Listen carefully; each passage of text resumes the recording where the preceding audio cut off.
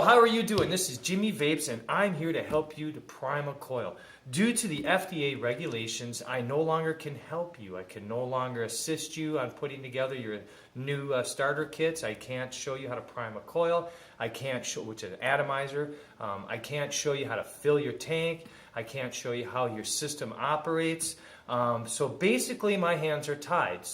But when you do come in here, I just want to let you know that if there's a piece of product that you pick out because you're not experienced, I will deny the sale and say that product is unsafe. But I've heard this one over here is a lot better. So we got to reword what we're doing here in order to help you. So I can't share my personal experience. Vaping did save my wife's life.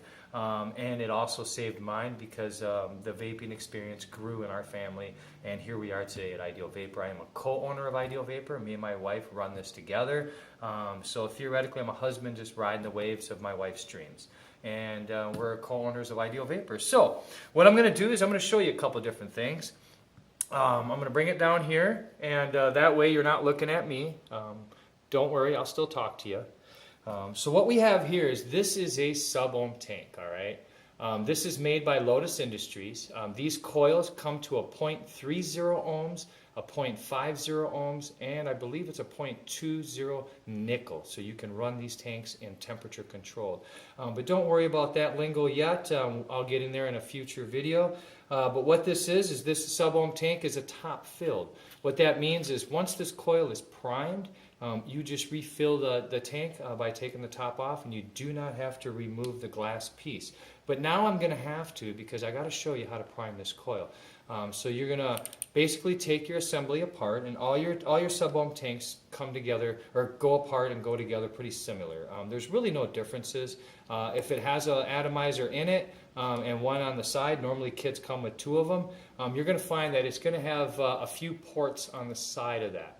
You're going to want to drip your e-juice in each one of these ports, and you're going to want to spin your coil. Then you're going to want to put a little bit of e-juice right down into the coil, and this is only on a sub-ohm coil, but you're going to want to hold it at an angle and kind of spin it as you put a couple of drips in there, okay?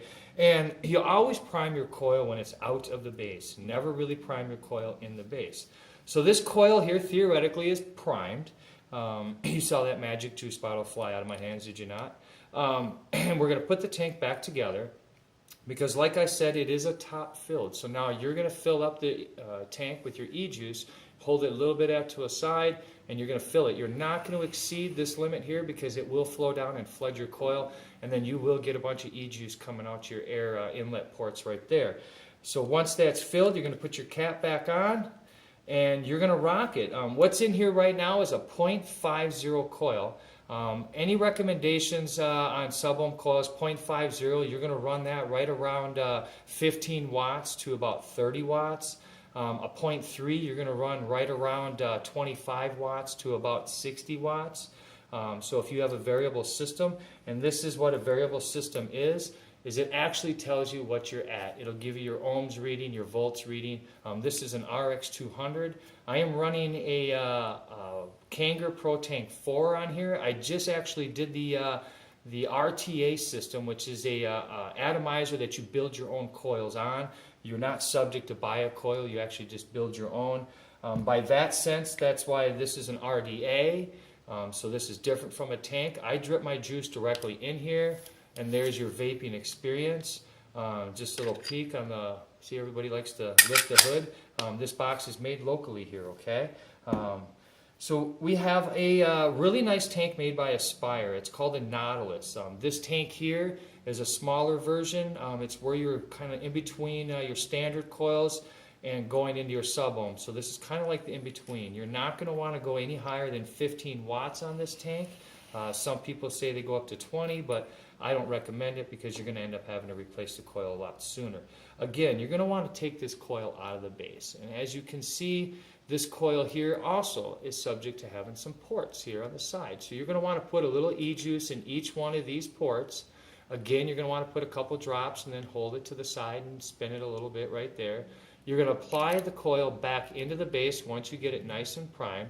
And some of these can be a little tricky, so you just want to kind of keep it straight and go in there, and you want to just go a little bit snug. There's O-rings around your coil there, so you don't have to go manly tight, just nice and snug. And this tank is filled from the bottom, so what that means is I'm going to fill this tank up. It's got indicators right there on the side for your levels, and you also don't want to fill it past your shaft right here, because juice will just run right down off into your hand. And then once you've got that filled, you're going to put this base back on, and you are good to go. So this is the Nautilus tank. It's a really nice tank. It works great on low voltage systems. So you're not going to go any higher than 15, so you're really not going to need anything more powerful than a VAMU or those new little mini Johnson batteries that came out. They're really nice. This is a Kanger Genie, all right? This is more of your starter system coils. You're subject to a higher NIC level when you use these small coils and tanks. But it's a really nice beginner system. It's got an adjustable airflow. And again, it's going to come apart. So your base is actually going to come off. And you're going to set your tank aside. And then you're going to take your atomizer out of here, or coil, whichever one you want to call it. And again, you're subject, you got 2 ports. 2 on each side. You're going to put a little E-juice in there. Here, I'll just kind of show you a little bit. And then you're not going to put any E-juice down the center, okay? This is a smaller coil, so you're not going to have to do that. So I believe this is a 1.8. So again, you're not going to want to exceed probably, I'd say probably about 3 volts on this one here.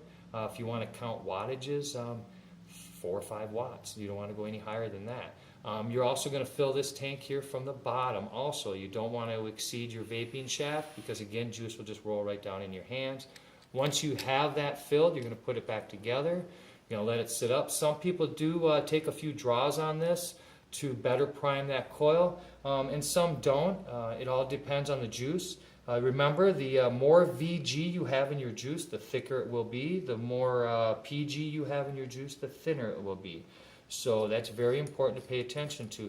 Now this here is just a simple Kanger starter tank. This comes with a lot of your starter kits with your 900 milliamp hour battery. A lot of them come with your EVOD batteries, your Kangers, some Vision spinners. It all depends on the kit you buy. But again, we're taking another step smaller in the coil. Yes, we are. You have a couple wicks that come out right here. There's your cotton. You're going to want to prime those up. Again, you're not going to want to put any down the center because it is a small coil. You're not going to have to do that. And then again, you're going to put it in your base. You're going to just be a little snug on this one here. You're going to fill this tank from the bottom. Again, yes, and it's got nice little looking through glasses here so you can actually see the levels of your juice. Again, you don't want to exceed the center of your vaping shaft because juice will roll right onto your hand. Once you have that filled, you are good to go. So a lot of your tanks are the same. They may have different names, different sizes, but it's still going to need an atomizer. It's still going to need a coil. It's still going to need your attention. And you know, great vaping is safe vaping. Knowledge is power. Just grab as much knowledge as you can, grasp onto it. With the FDA regulations coming forward here and nailing us very, very hard on a daily basis, that knowledge may be deleted from the internet, from YouTube, even Facebook. You never really know. There's some great Facebook forums out there that you can go and ask questions to. Just be accepted to get butthurt sometimes. Some people are rude and get insulted when you ask stupid questions. But me, no question is dumb. So if people get on there and chime in and get rude, walk away. Don't answer back and defend yourself because you're a new vapor. Who cares?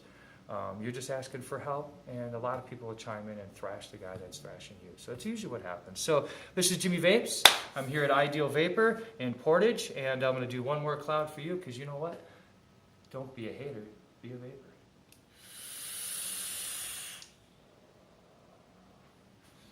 And every cloud has a spirit.